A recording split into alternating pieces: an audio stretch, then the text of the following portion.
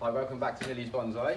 Today, just want to give you a little tour around the greenhouse, show you what we kind of get up to. In the previous video, obviously, we only dug out a stump. So yeah, it'd be nice to give you a little insight into what we get up to. I would like to say as well, you know, everything we've kind of got is just collected or a seedling or, you know, things that have come my way. Nothing here is kind of considered a finished bonsai. So it's kind of nice to maybe just share our journey, hopefully turning these into, you know, potential bonsais. And you maybe learn from mistakes along the way or pick up, you know, things that do go well. So yeah, if you'd like to have a little look around, I'll show you what we've got. So if we start on this bench here, these are a collection of kind of British native trees, air layers, you know, unwanted shrubs out of gardens, things I've collected over the last few years. Most of it obviously pulled through last year, so I'm hoping with spring this year we'll start seeing signs of life. A few are starting to show already. Yeah, a lot of these kind of, hopefully, we'll be able to do a little bit more on this year. Last year they were kind of basically root pruned to get into a pot, allowed to recover. And like I say, this year we'll be, like some of these elms for instance, we'll be trying to shorten these down, take another air layer off them, utilise what we kind of got there. There's a few field maples here. These obviously need another cut now, kind of develop, you know, a new leader or whatever, or some branch structure. Again, some of these probably would benefit from going back into the ground and being thickened up, but we haven't kind of got that, you know, ability just yet. There's also a privet there.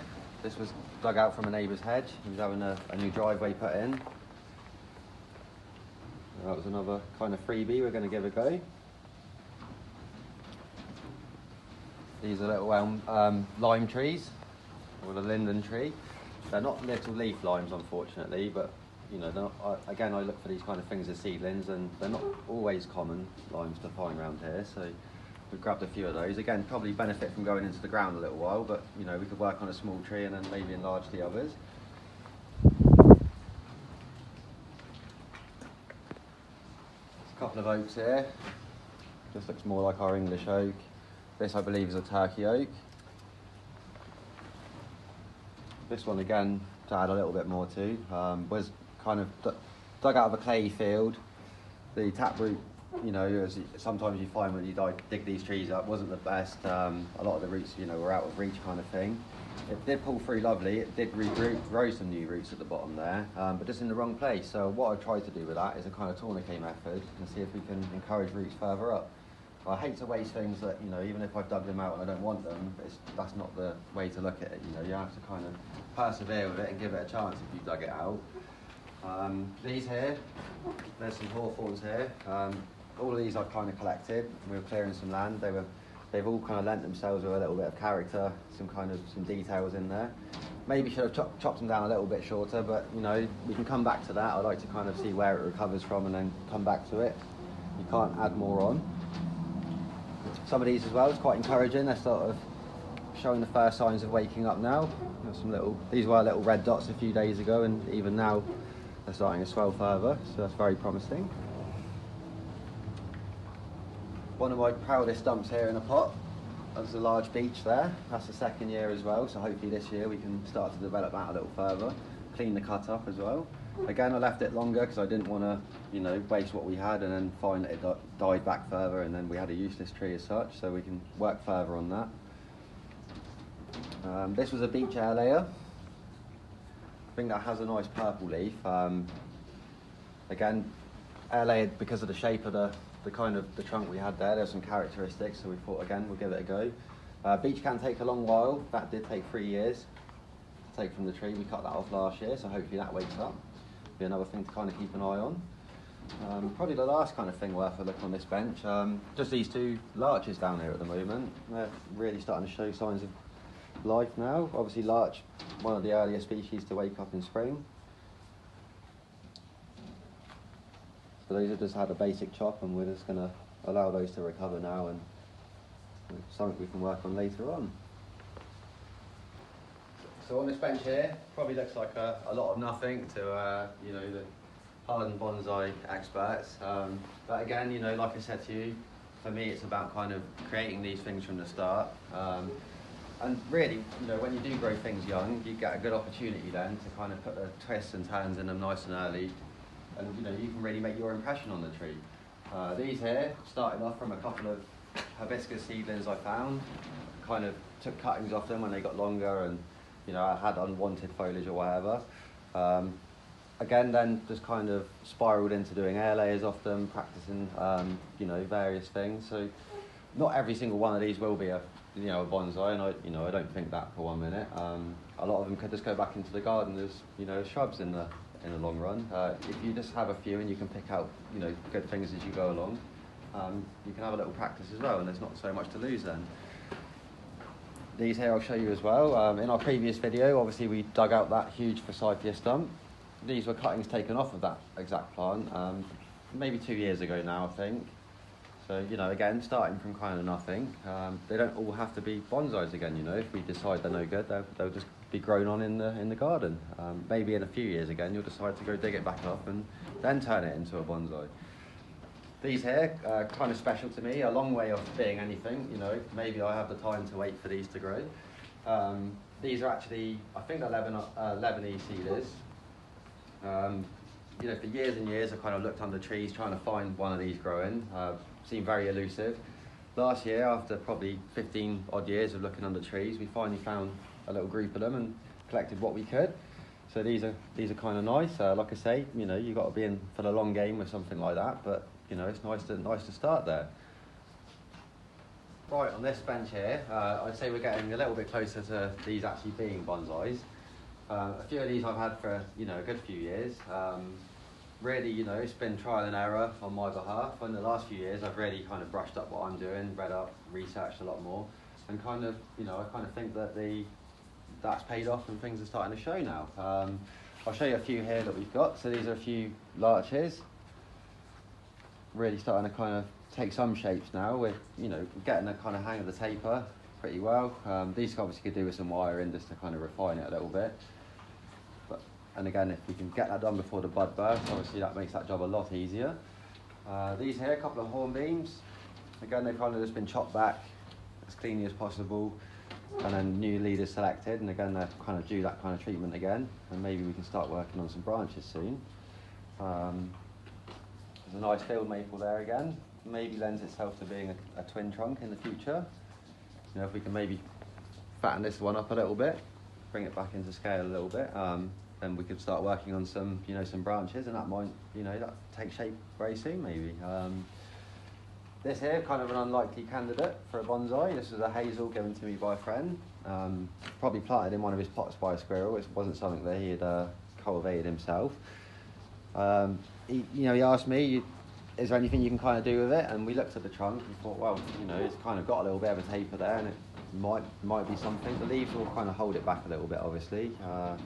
But it does, it heals well. It's kind of something to practice on.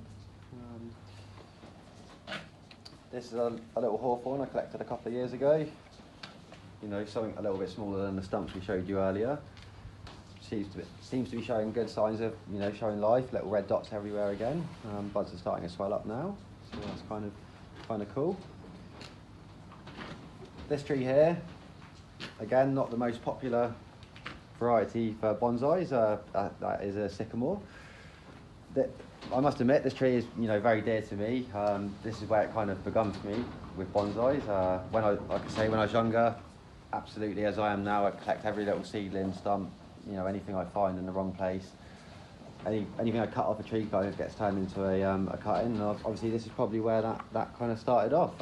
This was a helicopter I brought back from a gardening job with my dad when I was younger. Probably as the patio kind of progressively filled up with, little trees and things, Dad decided to start bonsaiing one, and this is one that is now probably pushing, 27 years old or something. You probably ask yourself, well, why does it look like nothing? And we'll come back to that one day. Here's a couple of little oaks that, again, for probably about 4 or 5 years, been slowly just cutting back and allowing to regrow a new top. I'm trying to keep these trees on this bench kind of smaller. Don't want them getting overly huge. So I don't mind if they're kind of a slow game in pots, that we slowly get where we want to get to. There's another oak that we got recently.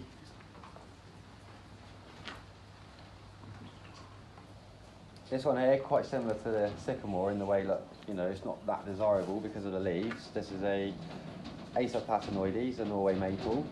A little bit tamer than the Sycamore with the leaf size, but again, it's actually quite a nice species to kind of work on and practice with. You know, it's vigorous growing. You get a lot of shoots, back budding. The cuts, as you can see, they heal phenomenally well. So, you know, it's a nice tree to practice on. And I don't say in time that you'll be able to work on the leaf side. Another little collection of my projects, this little handful here. This here, another kind of unlikely candidate. Well, in my eyes anyway, I was kind of doubtful that it would, you know, kind of work out. This is a Norway spruce. Like I say, I wasn't expecting anything out of this really. When I first kind of started wiring it up and playing with it, my little brother actually took quite humour in it and thought maybe I'd killed it and ruined it. But for me, actually, it's starting to grow on me a little bit really. We're getting some kind of like pads developing. The cuts have just healed so well. I didn't think it really would. You know, everywhere we kind of chopped and made a cut or took a branch off because there was too many, you know, it's healed really well. Obviously keeping an eye on these two top branches because they're quite chunky, so we don't want them getting any bigger. But you know, again, as a practice tree, I'm quite happy with how that started kind of progressing. A couple of other things here I'll show you quickly. This Juniper here, I think it's a Chinese Juniper. One we've got in the garden. Just took some air layers from it, and this here is probably a year old now. Started off as an air layer like that one just there.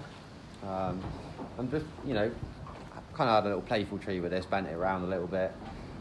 Doesn't really require being in this pot this young, but again, probably got a little bit excited when I was playing with this one. I've done quite a few of these Juniper air layers, so you know there'll be more of these we can do things with. But yeah, they air layer really quite you know readily. Quite a nice fun thing to play around with. These here, Japanese white pines. Like I said to you earlier in our video, we like to kind of collect things, multiply them ourselves, do air layers where possible. But these are obviously notoriously hard to multiply, so you know we had to buy a couple of these in the end.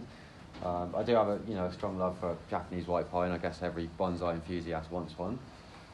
But again, you know, instead of going out and buying a fully finished tree and kind of, you know, I'm sure you'd marvel at it and enjoy working on it, but you know, it'd be nice to kind of make one as well. So there's a few problems with these. Obviously they're grafted, the roots aren't going to be brilliant. They would have been grown in little cells, kind of jumped up the pot size.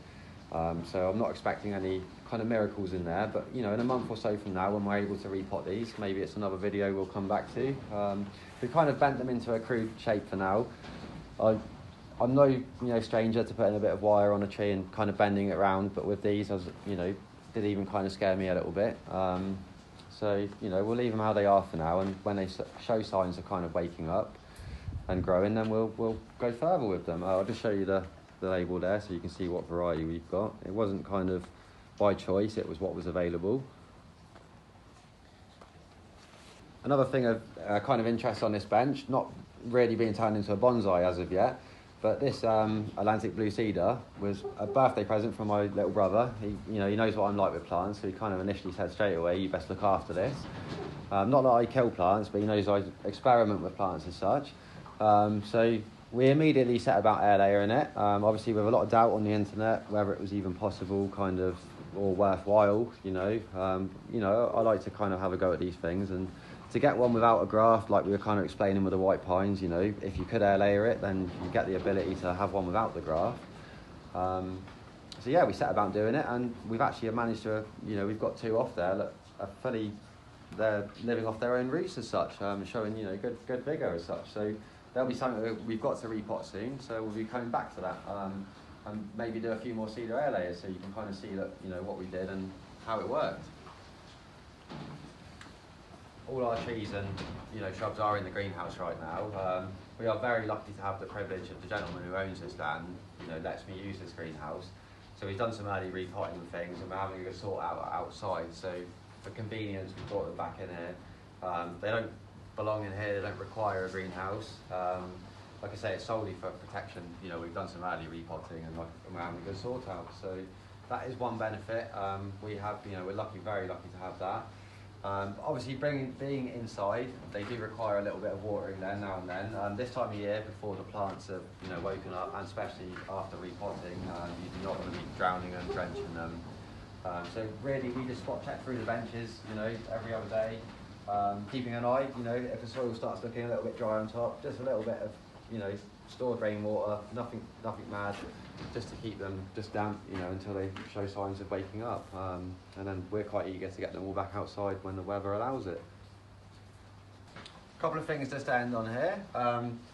We've got this huge wisteria stump here. Wasn't actually an intended project air layer or anything. This was kind of an accident that happened last year. So something we'll be coming back to if this does show signs of waking up in spring. And just our previous video, this forsythia stump that we dug out. You know, if you're interested in creating large bonsai material and stuff like that, this might be something for you to have a look at. Well, thanks for watching and thanks for your time. I hope you've enjoyed what we showed you and, you know, what we're doing. Got a lot more kind of, you know, projects lined up that might be of interest for you. Yeah, and if you guys could like and subscribe, that'd be really handy for us. You know, we are a brand new channel. No, it'd be really great. Thank you.